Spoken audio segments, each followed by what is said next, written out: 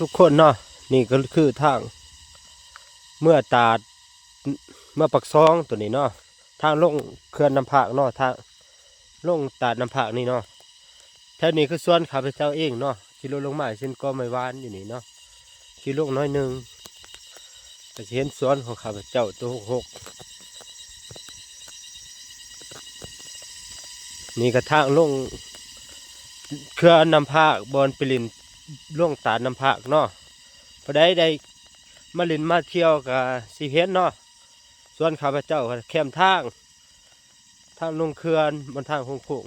ๆนี่ก็ส่วนข้าพเจ้าเองนี่เนาะข้าพเจ้าไม่ได้เสียเพราะว่าได้ปลูกเทียงปลูกห่านถ้าไอ้น้องผู้ใดได้แปะมาแม่มายามทางนี้ก็เซิร์นมาแม่มายามเด้อเดี๋ยวมาผ่านทางนี่คือส่วนกติมอของข้าพเจ้าเองกาแฟกับบางามเนาะกาแฟ2 ปีปลายมากับบหลายดอกปุนี่เนาะเอาซีรีวิวนี่ก็เส้นทางข้างนั้นเนาะมีเสาไฟลงคักแน่นี่ก็คือทางเขาสวนเนาะจงไว้เพื่อสบายในการคนนอกคนน้ำเนาะนี่ข้าพเจ้าสิรีวิวสวนกาแฟงามสวนหนองทรายเพิ่นพี่เพิ่นงามปลูกพร้อมกันนี่คือทางลงเขื่อนหน่อยน้องเนาะบรรยากาศก็ประมาณนี้นี่แหละยามแรง4 โมงปลายนี่ก็เทียงของเอื่อย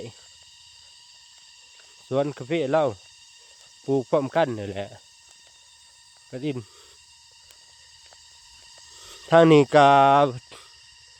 เบื้องลุ่มนั่นก็คือห้วย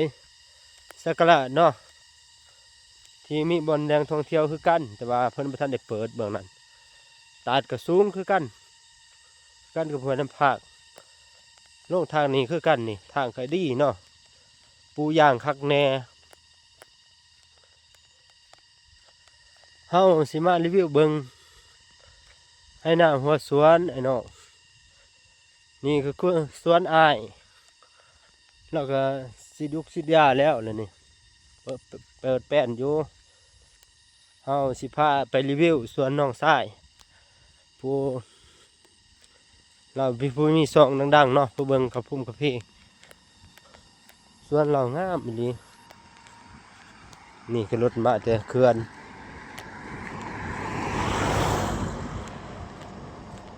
เมืองบรรยากาศงามพูนเบิ่งใกล้ๆเห็นผู้บรรโลกผู้จับซักบนวัดผู้เนาะชื่อสวนของข้าพเจ้าชื่อข้างนี้ก็เป็นเขตเมืองของเมืองโค้งเมืองแถวอัตตปื้อพุ่นแหละเอาสิมาเบิ่งสวนกาแฟงามเนาะกาแฟ2 ปี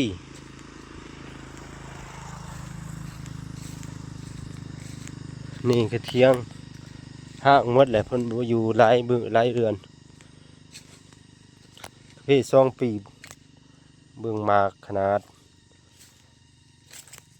ต้นหนึ่งได้4-5 โลพุ่นกว้างเนาะสุดใส่หูใส่ตาพุ่นแหละจำกงไม้ใหญ่ใกล้อีกจำกงไม้ใหญ่ตัวนี้ป่าของเพิ่นหมดเนาะกว้างเติบเพิ่นว่าได้5,000 ปลายมันก็มีทางน้อยเพียงทางน้อยของเพิ่นข้างนี้ก็สวนอ้ายเบื้องนี้ก็สวนน้องทรายเนาะข้างนี้แบ่งกันคนละภาคทางเฮ็ดทางเขา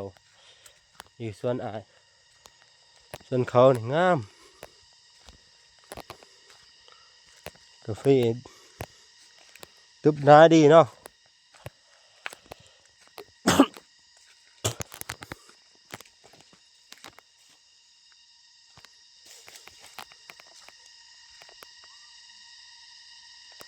เห็นผู้เนาะผู้โป่ง